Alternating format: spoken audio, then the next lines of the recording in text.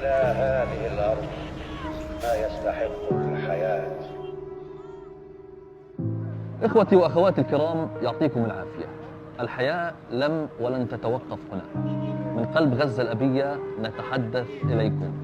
الفلسطيني وسام أبو علي يرتدي قميص نادي القرن، صاحب المكانة الكبيرة في قلوبنا. نتمنى أن يكون خير ممثل لنا، وأن يكون إضافة قوية للنادي الأهلي العريق. من هنا، من أرض فلسطين الحرة إلى فخر الأمة، النادي الأهلي المصري، كل التحية.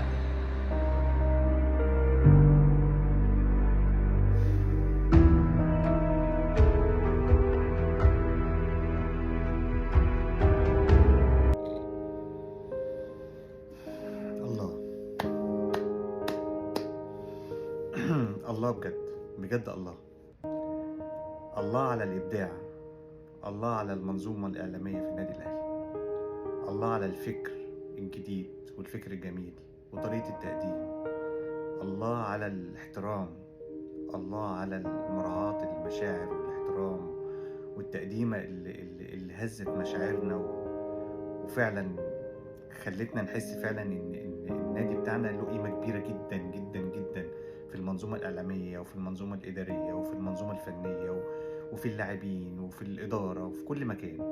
فعلا النادي بتاعنا نادي عالمي. ألف مبروك يا أهلاوية. وسام أبو علي أهلاوي، وسام أبو علي من أرض فلسطين الحرة. ألف مبروك بجد. أنا مبسوط بالفيديو، مبسوط. الفيديو في خلال 10 ساعات جاب 4 مليون مشاهدة على الفيس بس، أنا ما بصيتش على باقي المنصات. على الفيس بس في خلال 10 ساعات جاب 4 مليون مشاهدة في فيديو بجد. يعني في كل مرة بيقدموا لاعب جديد، بيبتكروا طريقة جميلة. واضح فعلا ان المنظومة الإعلامية بتاعتنا في النادي الأهلي يعني مستوى رفيع جدا جدا جدا. وكل مرة في كل تقديم، يعني في تقديمة رضا سليم وفي تقديمة مودست الله يسامحه بقى، في تقديمة وسام أبو علي، لا في تطور ملحوظ. وانا يعني اتمنى ان كل واحد يشوف الفيديو دوت فعلا يعمل عليه علامة لايك، لان الفيديو يستاهل يا جماعة. اهم حاجة يعمل لايك للفيديو، يعمل شير، الفيديو يستاهل. الفيديو ده بيمس كل مصري مش بس اهلاوي.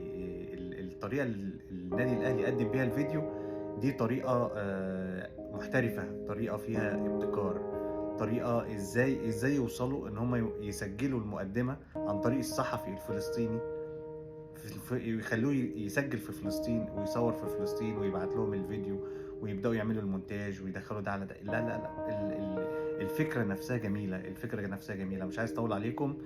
ألف مبروك وسام أبو علي أهلاوي،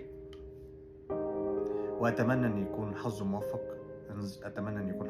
وأتمنى أن يكون ينعم ببلده التاني مصر. والحمد لله على السلامة. وألف مبروك يا أهلاوية. وسام أبو علي أهلاوي. السلام عليكم.